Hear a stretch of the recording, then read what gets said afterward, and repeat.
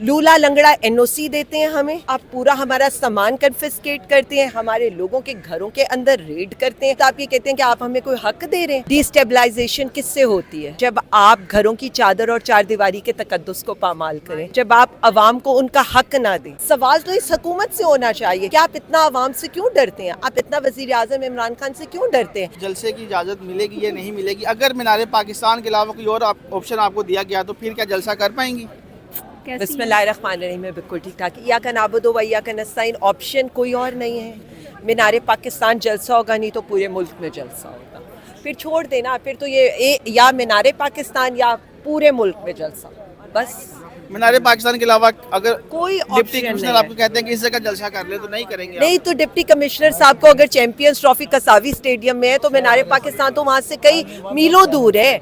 आप area designate कर दे कि उस एरिया से हमारे लोग गुजरेंगे भी नहीं, ये तो कोई बात ही नहीं है ना। मैडम, आपके बारे में, आपकी पार्टी के बारे में ये तासुर दिया जाता है कि जब भी कोई मुल्क की सतह पर कोई इवेंट होने जाता है तो उस वक्त आप अपना जलसा या एहतजाज करने आ जाते हैं, तो डिस्टेबलाइज करना चाहते हैं आप लोग। मुल्क की डिस्टेबलाइजेशन किससे होती है? इससे होती है कि जब आप घरों की चादर और चार दीवारी के तकद्दुस को पामाल करें। मुल्क कब डिस्टेबलाइज होता है? जब आप अवाम को उनका हक ना दें। मुल्क की बदनामी कब होती है? जब मुल्क के मुंतखब वज़ीर आज़म को जो 180 सीटें लेकर आए उसे आप जेल में बिठाएं और 17 सीटों वालों को आप जो है वो इक़्तिदार पर मुसल्लत करें। तो इनसे पूछें, ये तो मुल्क के लिए हैं ही, ये बदनाम करने के लिए तो ये काफ़ी है। हम तो, और वज़ीर आज़म इमरान खान और तहरीक इंसाफ, हम तो मुल्क की इज्जत और उसकी नेक नामी के लिए खड़े हैं। जुल्म भी सह रहे हैं लेकिन मुल्क की इज्जत की परवाह भी हमें। लेकिन जो दिन आप चुनते हैं उस दिन कोई ना कोई इवेंट जरूर होता है मुल्क में। मैं तो कह रही हूँ सिर्फ कयामत नहीं आनी थी, अदरवाइज तो डिप्टी कमिश्नर साहब ने जो अपनी रिपोर्ट जमा कराई है ना, नहीं, मैच तो है ना, टीम में तो आ रही है। देखिए उन्होंने तो 8 इवेंट्स बता दिया उस दिन है, उन्होंने हर 8 इवेंट्स बता दिया। 8 फरवरी, देखिए मैंने तो 8 फरवरी को इलेक्शन नहीं कराया ना, 8 फरवरी को इसी हुकूमत ने इलेक्शन कराया, 8 फरवरी को इसी हुकूमत ने अवाम का मैंडेट चोरी किया। मैं सिर्फ एक बात आप लोगों से पूछना चाहती हूँ, इन्होंने सबसे पहले 2 असेंबलियों के इलेक्शन नहीं करवाए, डिले किया, उसका केस भी इनके ऊपर होना है। उसके बाद इलेक्शन को डिले करके 8 फरवरी पर लेकर आए। अब 8 फरवरी को मैंडेट चोरी करने के बावजूद इनको इस पे भी एतराज़ है कि आप जलसा क्यों करना चाहते हैं।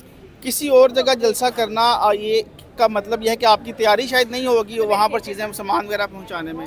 देखिए हमने तो काना को भर दिया था 12 घंटे के अंदर भी नहीं, इन्होंने रात 9:30 बजे कर लें कहीं और। भाई क्यों कर लें? मीनार पाकिस्तान, इनको क्या प्रॉब्लम है? मुझे तो ये समझ नहीं आती। आप लूला लंगड़ा एनओसी देते हैं हमें, उस एनओसी देने के बाद आप पूरा हमारा सामान कन्फिस्केट करते हैं, हमारे लोगों के घरों के अंदर रेड करते हैं और उसके बावजूद आप ये कहते हैं कि आप हमें कोई हक दे रहे हैं।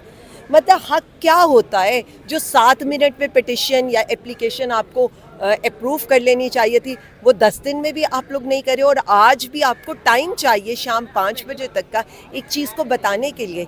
सवाल तो इस हुकूमत से होना चाहिए कि आप इतना अवाम से क्यों डरते हैं, आप इतना वज़ीर आज़म इमरान खान से क्यों डरते हैं? अगर अवाम मीनार पाकिस्तान इकट्ठी हो जाएगी तो आपको क्या प्रॉब्लम होगा?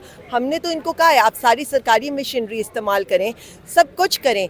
इवन मैं आज इनको कहती हूँ, आप KPK में जाकर आज कहें आपने जलसा करना है, जगह भी हम देंगे, खाना भी हम देंगे और इवन शुल्क भी हम देंगे।